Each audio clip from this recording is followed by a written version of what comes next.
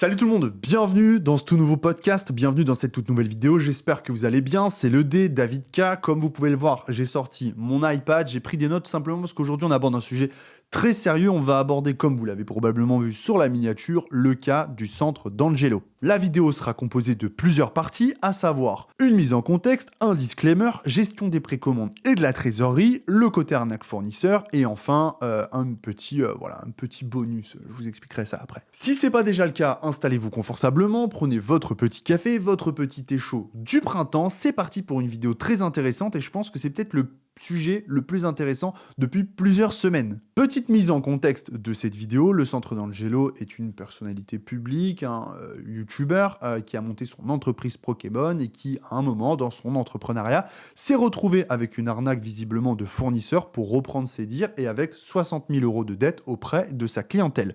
Petite mention honorable, il a remboursé tout le monde et j'imagine qu'à un moment, il aurait pu partir avec la caisse ou que sais-je. En tout cas, visiblement, tout le monde est remboursé.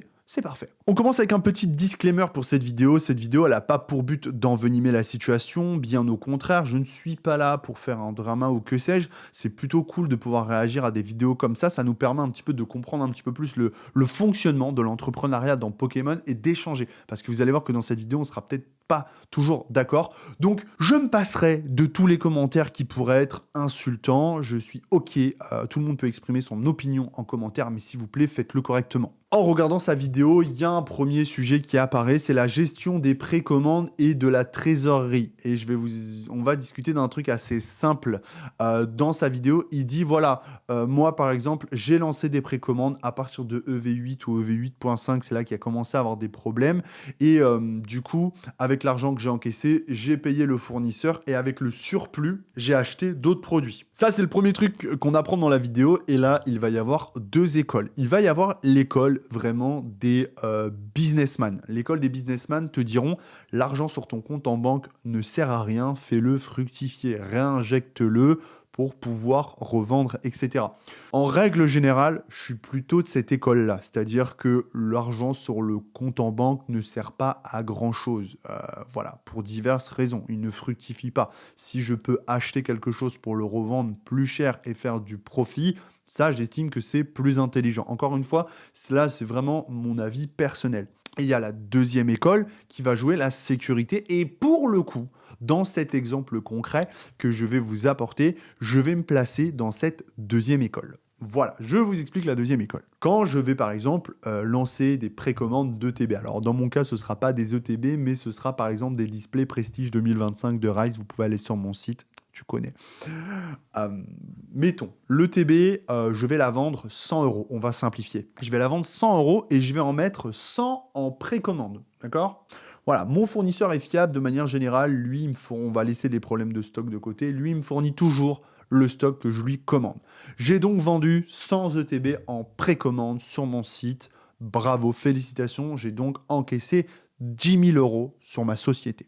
Ensuite, bon, il y a la TVA, il y a tout ça, mais je simplifie. Je vais donc envoyer 4 000 € à mon fournisseur parce qu'une ETB au prix fournisseur à peu près de manière générale, on est dans les 40 €. Voilà, c'est pas un secret de polichinelle. Je vais donc payer mon fournisseur 4 000 €. Et ensuite, il me reste 6 000 €. Et là, vous avez donc deux écoles. Vous avez la première école qui va dire « Ok, ces 6 000 €, qu'est-ce que j'en fais? Ça me brûle les doigts. Tiens, je vais racheter des displays en restock pour les revendre un petit peu plus cher sur mon site. » Et vous avez la deuxième école. La deuxième école, elle va dire quoi? Elle va dire « J'ai 6 000 € de plus. » Mais tant que je ne suis pas livré de mes ETB, tant que je n'ai pas honoré mes précommandes auprès de ma clientèle, je ne vais pas dépenser cet argent. Pourquoi? Parce qu'on ne sait jamais. On ne sait jamais ce qui peut se passer. Alors voilà, après, les deux écoles rentreront en conflit, parce que la première dira « Bah oui, mais tu vois, tu aurais pu acheter, revendre et donc récupérer plus d'argent en cas de problème sur ta précommande. » Et t'as de ça simplement, les gens qui sont un petit peu plus précautionneux, un peu plus frileux, qui ont peut-être une expérience différente, justement, soit de la vie, soit de leur entrepreneuriat, qui vont se dire, moi, je préfère jouer la sécurité, je garde les 6 000 € que j'ai en plus. Qu'est-ce qui se passe si vous n'êtes pas livré?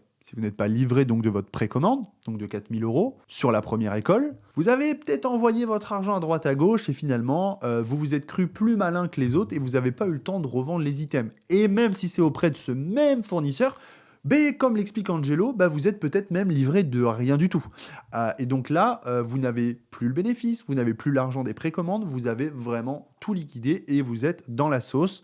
comme ça a été le cas pour Angelo. Et dans la deuxième école, vous êtes dans la sauce, mais tout de même un peu moins. Pourquoi? Parce que vous avez gardé le bénéfice de ces précommandes. Et là, deux écoles, voilà, la première et la deuxième. De manière générale, je suis toujours dans la première, mais dans cet exemple concret, je suis dans la deuxième. Mais il y a aussi une troisième école. Comme l'a souligné Angelo, la trésorerie dans l'entrepreneuriat du TCG est souvent une grosse problématique. Quand vous avez 100 000 euros, ça simplifie les choses au commencement. Pourquoi? De manière générale, je vais encourager tout entrepreneur à ne pas faire de précommande auprès de sa clientèle. Le mieux, quand par exemple vous ouvrez une entreprise, si vous avez vraiment confiance en votre projet, etc., le mieux c'est de réussir soit à avoir une somme d'argent de départ et de faire avec cette somme d'argent, ou de faire un crédit auprès de la banque ou que sais-je pour avoir une trésorerie, ce qu'on va appeler le fonds de roulement dans votre entreprise. Pourquoi? Si vous lancez pas de précommande auprès de votre clientèle, vous aurez donc pas de problème. Pourquoi? Parce que si votre fournisseur n'honore pas, même s'il vous rembourse pas, vous aurez perdu de votre capital, de vos fonds à vous. Mais en aucun cas, vous aurez perdu les fonds de votre clientèle. Donc le sujet précommande, il a toujours été, si vous pouvez vous le permettre, je vous encourage à ne faire aucune précommande, jamais, jamais, jamais, ou hormis cas exceptionnel, parce que c'est un produit, vous ne savez pas si vous allez le vendre et que c'est une quantité qui est ridicule, mais voilà, qui ne vous mettra pas, en fait, ne vous brûlez pas les ailes avec les précommandes. Ne faites pas de plan sur la comète avec des précommandes. Donc, voilà, les précommandes, moi, je pense que c'est à bannir de manière générale et souvent auprès de différentes boutiques. Quand il y a un problème, c'est souvent un problème lié aux précommandes, comme nous l'a appris l'histoire à maintes reprises. Voilà. On a fini sur le sujet, donc gestion des précommandes et de la trésorerie. Encore une fois, je suis curieux de partager avec vous en commentaire. Maintenant, on va revenir sur un deuxième point de la vidéo. Là où je l'ai trouvé un peu, je le dis, je l'ai trouvé un peu étrange. C'est le côté arnaque du fournisseur et avec en plus de ça, ce truc de accord de confidentialité. L'accord de confidentialité dans le milieu, ça s'appelle un NDA. C'est un accord de non-divulgation. J'ai jamais entendu que ça se faisait avec des fournisseurs. Mais ma foi, pourquoi pas? Ça se fait entre un groupe de personnes, ça se fait dans des entreprises, et notamment dans le milieu du TCG, ça va se faire de manière générale avec des contrats avec des éditeurs. Donc c'est pas lié à de la fourniture de stock. C'est par exemple si demain vous signez un contrat avec Pokémon, généralement il y a un NDA, comme ça vous êtes tenu de ne pas révéler les tenants et les aboutissants de votre accord, parce que des fois vous allez avoir aussi des informations en avance, etc. etc.